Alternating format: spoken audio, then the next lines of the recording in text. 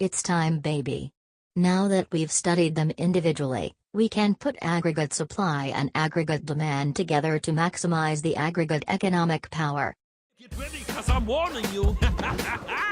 This stage is about to explode with major piggy power. So, short run.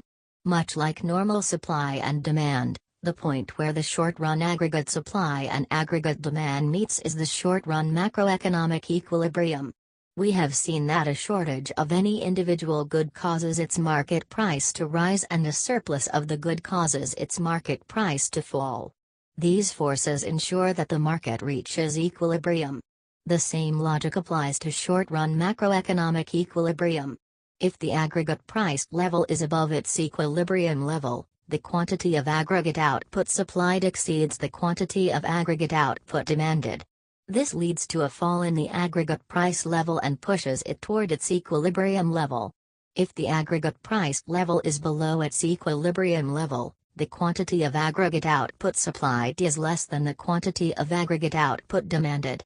This leads to a rise in the aggregate price level, again pushing it toward its equilibrium level.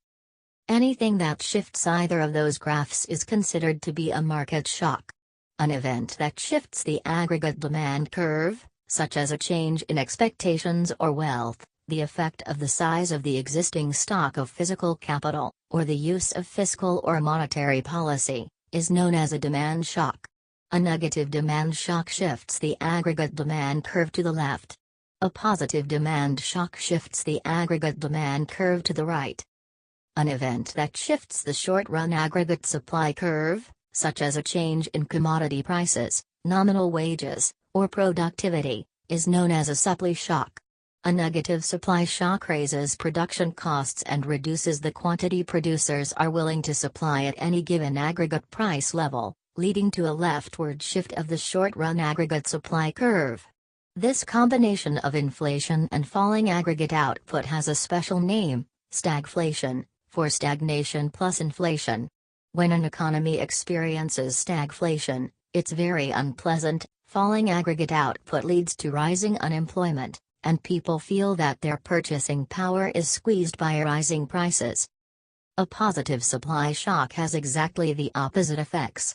A rightward shift of the SRIS curve results in a rise in aggregate output and a fall in the aggregate price level, a downward movement along the AD curve. This favorable supply shock leads to a combination of full employment and declining inflation. There's another important contrast between supply shocks and demand shocks. As we'll see, monetary policy and fiscal policy enable the government to shift the AD curve, meaning that governments are in a position to create those kinds of shocks. It's much harder for governments to shift the S curve. One of the most useful graphs you will encounter is the Mona Lisa, which combines the aggregate demand curve with both the short-run and long-run aggregate supply curves. This allows a comparison of short-run equilibrium and long-run equilibrium that will produce a sound approximation on where the economy is and what should be done about it. When actually output is below potential output, the economy faces a recessionary gap.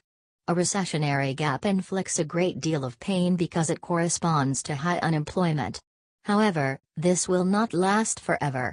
In the face of high unemployment, nominal wages eventually fall, as do any other sticky prices, ultimately leading producers to increase output. As a result, a recessionary gap causes the short-run aggregate supply curve to gradually shift to the right. The economy will be back in long-run macroeconomic equilibrium but at a lower aggregate price level, reflecting a long-run fall in the aggregate price level. Remember, the economy is self-correcting in the long run. Let's look at a new situation. Aggregate output in this new short-run equilibrium is above potential output, and unemployment is low in order to produce this higher level of aggregate output. When this happens, the economy experiences an inflationary gap. As in the case of a recessionary gap, this isn't the end of the story. In the face of low unemployment, nominal wages will rise, as will other sticky prices. An inflationary gap causes the short-run aggregate supply curve to shift gradually to the left as producers reduce output in the face of rising nominal wages. Eventually the economy will correct itself back into an economic equilibrium.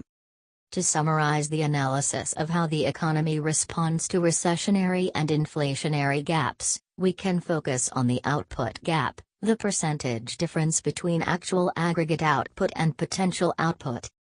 If there is a recessionary gap, so that the output gap is negative, nominal wages eventually fall, moving the economy back to potential output and bringing the output gap back to zero. If there is an inflationary gap, so that the output gap is positive, nominal wages eventually rise, also moving the economy back to potential output and again bringing the output gap back to zero. So in the long run the economy is self-correcting. Shocks to aggregate demand affect aggregate output in the short run but not in the long run. This was a lot. Good job guys with sticking through it. This is Duncan, driving off into Macroeconomics.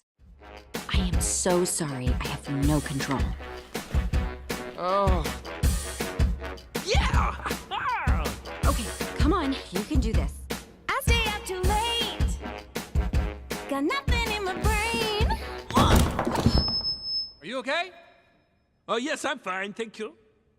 How are you?